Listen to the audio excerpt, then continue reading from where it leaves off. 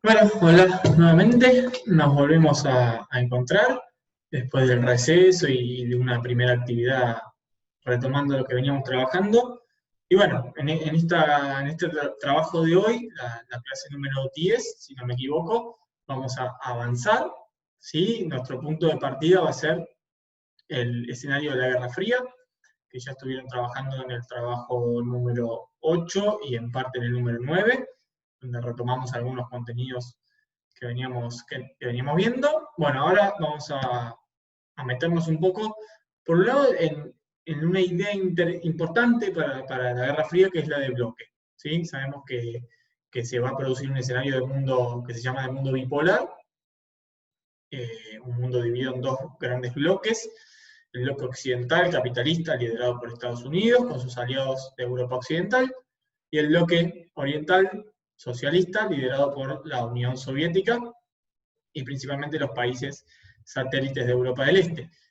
Esa es una simplificación, también hay que pensar en otros espacios, como por ejemplo Japón, como parte del bloque occidental en términos económicos y en términos políticos, ¿sí? Por más que geográficamente está en el oriente, y el caso de América Latina, que va a estar bajo la influencia, obviamente, y la hegemonía estadounidense.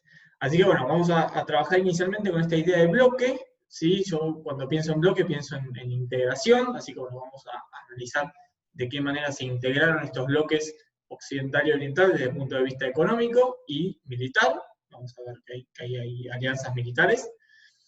Y eso nos va a tomar muy poquito, es como hacer un panorama general de ese mundo bipolar. Más adelante vamos a sumar a ese mundo bipolar lo que sería lo que se llama el tercer mundo, que va a surgir, por un lado, de un proceso de descolonización, es decir, los territorios que eran colonias de las metrópolis europeas se van a independizar. Bueno, va a surgir todo un escenario nuevo, diferente, que ya trabajaremos dentro de un par de clases.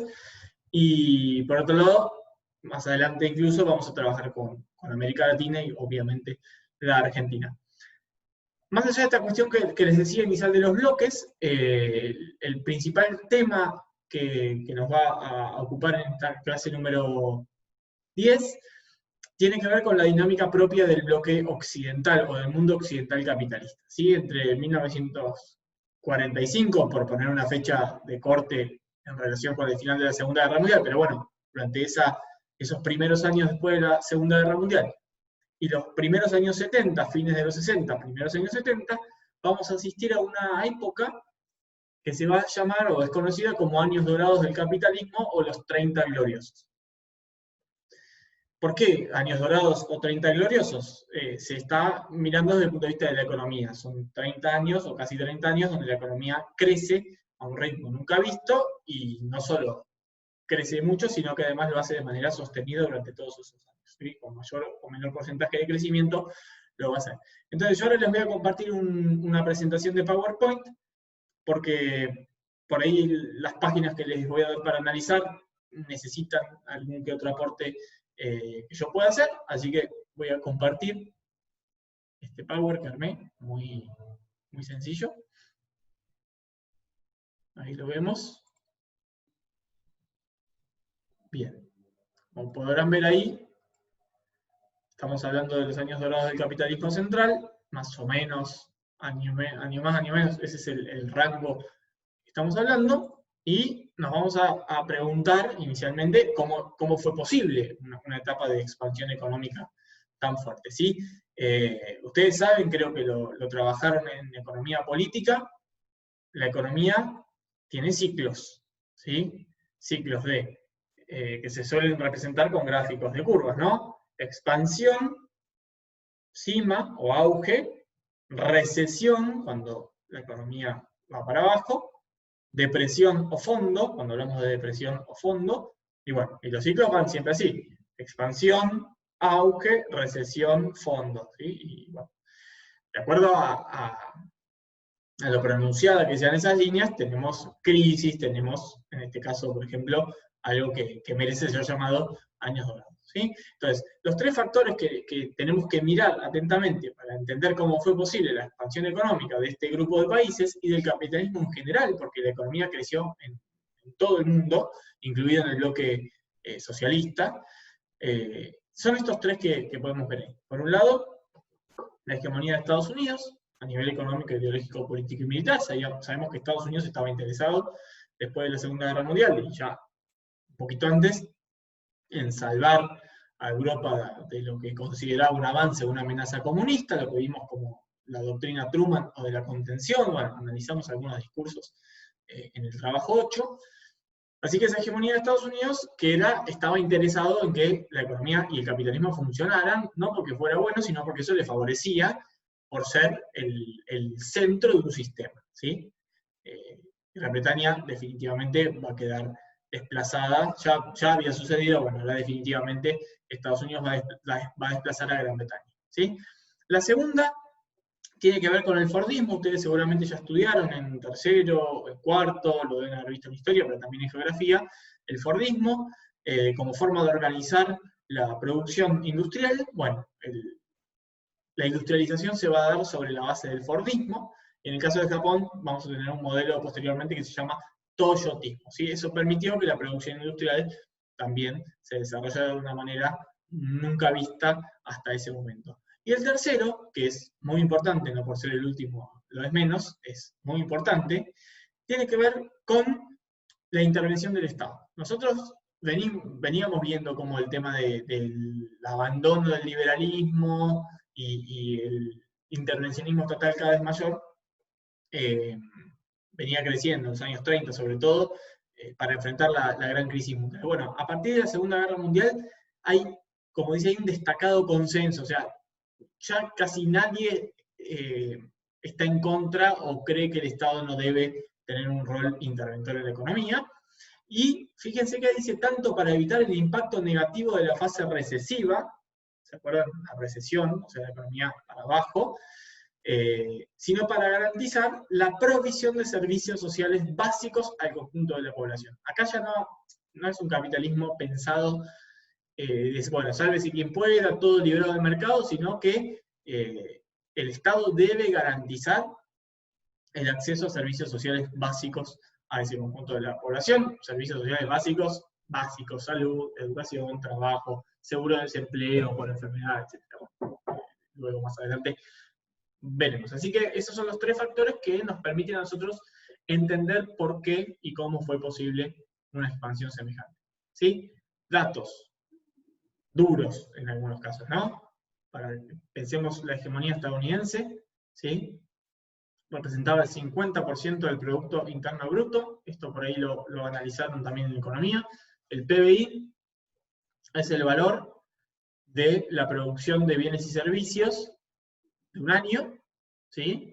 ¿Cuánto vale lo que produce en bienes y servicios una economía en un año? Bueno, Estados Unidos producía el 50% del valor de todo lo producido en el mundo, ¿sí? O sea, la mitad era la producción estadounidense. El 80% de las reservas mundiales de oro, ¿sí?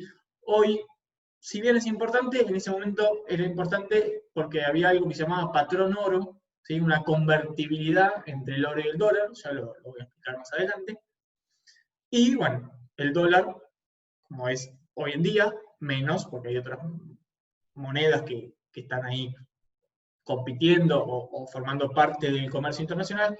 A partir de ese momento, el dólar va a ser el pilar del sistema monetario y comercial. Se comercia en dólares, se otorgan créditos en dólares, las monedas tienen como referencia al dólar, que a su vez tiene como referencia al oro. Bueno, el dólar como moneda internacional. De hecho, John Keynes, no sé si ustedes lo recuerdan, lo nombro así medio castellanizado, era el que había planteado la idea de la demanda. Bueno, estaría bueno que me dijeran si estudiaron eso en economía para no sonar tan repetitivo.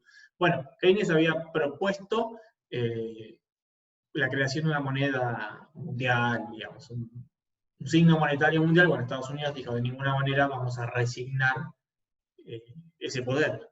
Nuestra moneda está hoy en condiciones de ser la moneda referencia en el mundo. Así que Keynes no logró imponer o no logró que se llevara adelante su propuesta, más que imponer, ¿sí? Respecto de Europa, bueno, vemos cómo la mayor parte de la población empezó a acceder a productos, automóviles, heladeras, televisores, bueno, hay un boom de consumo muy grande, ¿sí? Basado en el crédito, la compra a crédito, mejores ingresos y demás. La publicidad, son todos temas que por ahí no vamos a llegar a analizar de cerca, pero bueno, para que se den cuenta cómo es una sociedad de consumo también mucho más grande que lo que se había visto hasta ese momento. Y en el caso del término del desempleo, fíjense que fue inferior al 2% en promedio en estos países. Así que prácticamente una situación de pleno empleo durante más de 20 años. Una cuestión importante que vamos a trabajar en esta actividad número 10 es el estado de bienestar, que es un tipo de estado muy concreto. Al final de este Power tenemos una definición, que es una de las marcas distintivas. Surge el estado de bienestar en Europa principalmente, Estados Unidos en menor medida.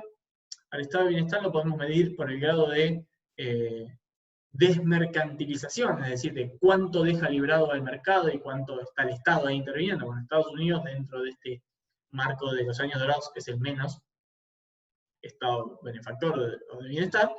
Y después tenemos los casos más importantes, los países nórdicos, que hoy siguen siendo estados de bienestar, o lo más parecido al estado de bienestar, y Europa, Francia, Gran Bretaña, España, Italia, todos esos países de Europa occidental. ¿Sí? Siguen teniendo un fuerte peso del Estado, economías en gran parte mixtas, ¿sí? Tanto con peso del sector privado como del sector público, etc. ¿Sí? Menciono Bretton Woods. En Bretton Woods, en Estados Unidos, se hizo un acuerdo, ¿sí? Y en ese acuerdo es donde se reúnen en el año 1944, un poquito antes de que termine la Segunda Guerra Mundial, los principales representantes de estos países, y bueno, donde está Keynes también, y ahí se decide la creación del Banco Mundial y del Fondo Monetario Internacional, entre otras instituciones, ¿sí? Como pensando en un sistema integrado con instituciones, ¿sí? Bueno, por otro lado, la ONU ya estaba también en proceso de creación. Por último, me interesaba esta definición de estado de bienestar. Es medio complicada, pero bueno, la voy a ir leyendo por partecitas. Sí, es un tipo de estado en el cual el poder organizado, es decir, el Estado como poder organizado, es usado deliberadamente, de manera deliberada, para modificar el juego de las fuerzas del mercado. ¿Sí? Entonces, el mercado tiene una dinámica, una lógica, ¿sí? Y el Estado va a modificar esas fuerzas, ¿sí? Y ahí aparecen tres direcciones. Garantiza un mínimo de ingresos individuales y familiares, independientemente de los valores del mercado, de su trabajo, de su pobreza. No importa cuánto valga tu sueldo en el mercado, vos no vas a ser pobre. Y vas a tener acceso a los bienes y servicios necesarios para vivir. ¿Sí? Estrechar la inseguridad, ¿sí? Esa cuestión de inseguridad frente a contingencias, desempleo, enfermedad, vejez, ¿sí? Y el tercero, asegurar sin distinción de estatus o clase social a todos los ciudadanos los mejores estándares de servicios sociales. La mejor educación posible, el mejor acceso a la salud posible. Eso es un estado de bienestar por definición. Después podemos ver dónde funcionó de manera más fiel a esta definición o no, pero me parecía una definición interesante para pensar. Así que bueno, el trabajo va a ser sencillo, basado en una bibliografía muy acotada, para que puedan pensar esos años dorados, sus características, dónde tienen lugar esos años dorados, y no se olviden lo que dije al principio de la idea del bloque, ¿sí? Nos había quedado ese hilito ahí, ese cabo por atar sobre la Guerra Fría. Así que bueno, como siempre, este video lo van a estar viendo a la par que se sube el trabajo. Cualquier duda o cuestión que surja, estaría bueno que me preguntaran.